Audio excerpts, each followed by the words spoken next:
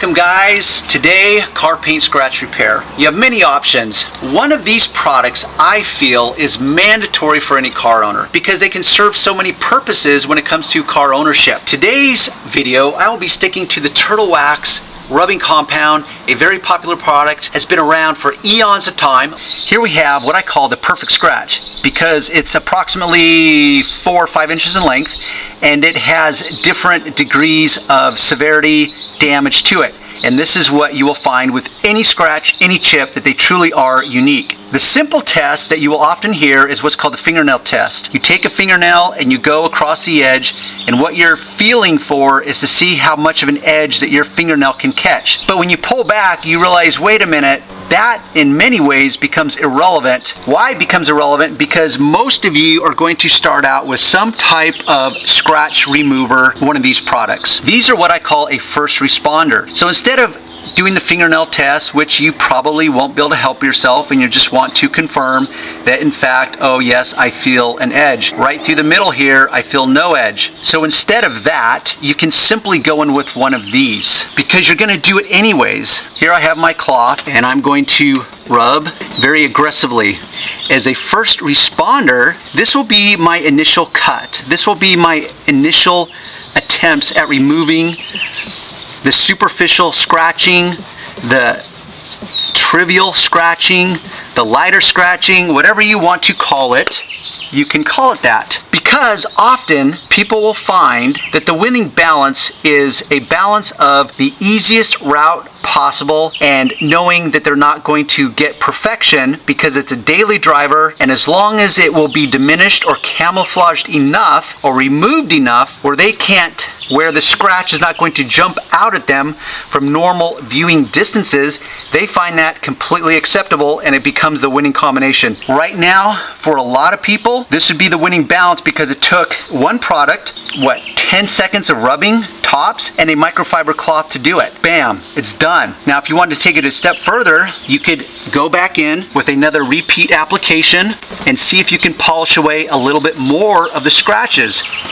Well, what you're really doing is you're not so much polishing away the deeper scratches or the deeper areas of this scratch, you're actually polishing away the edges, the sharp edges of the scratch itself. Why is that important? Because the light, the way it reflects the light off of the car, now that you've rounded off those edges, it's going to reflect differently. Differently being a good thing in this moment because those edges are now gone or at least diminished. Therefore, it's not going to catch the light the same and it's going to camouflage this at a permanent level, and that's what we're trying to achieve. That's why you want to round off the edges of those scratches if you decide that the scratch is too deep or if you don't have the skill set to actually remove it completely. Now what we can do next is this area has truly been chipped all the way to the base coat, all the way to the metal fender. We could take some touch-up paint, apply a little bit here, and now we would take this area that I essentially removed almost 100%, and now we could just put some touch-up paint there and diminish that by at least 50%. And diminish, what I mean is camouflage it by covering up that black underneath, and now you put some white. Now the white name may not match perfectly, but it will be a simple fix. I'm going to save that for a different video. Right there, we have fixed it mostly, and up to you at this point. It will be just how many times you want to go over these areas to fix a scratch. Let's go to the second panel on this car. Here's our second scratch. Once again, same thing. We've got about a 3-inch scratch. Here I can clearly tell that it went all the way through to the metal, but this can be worked on. Take my rubbing compound, rub it very aggressively.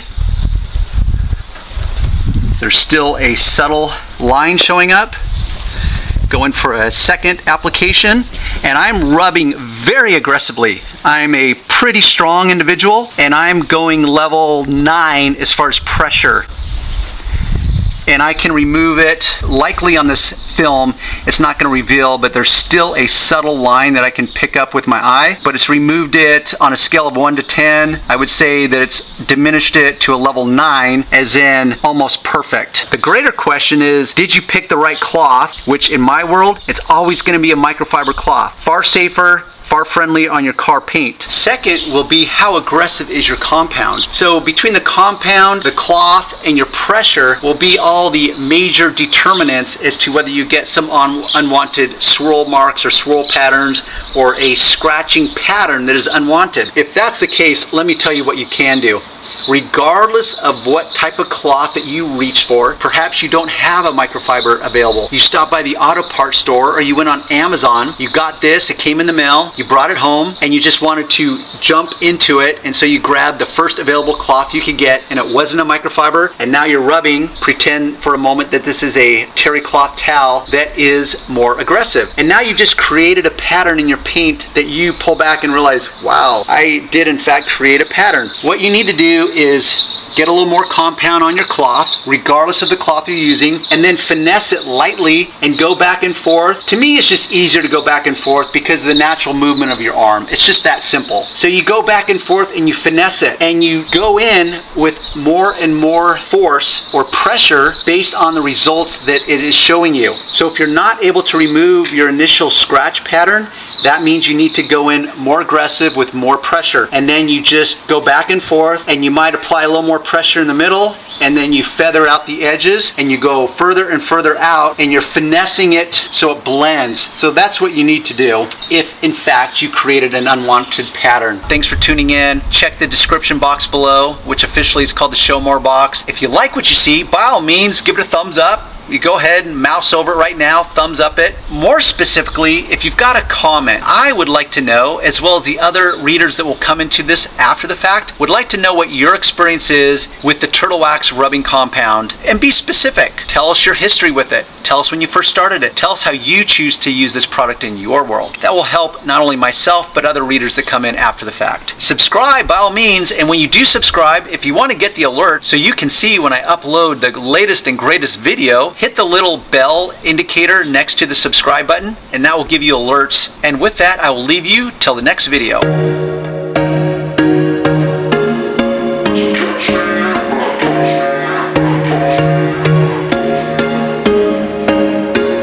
There was once a day that I would pray for you. I'd go and misbehave just so you'd notice too. Sneaking looks up and down from across the room.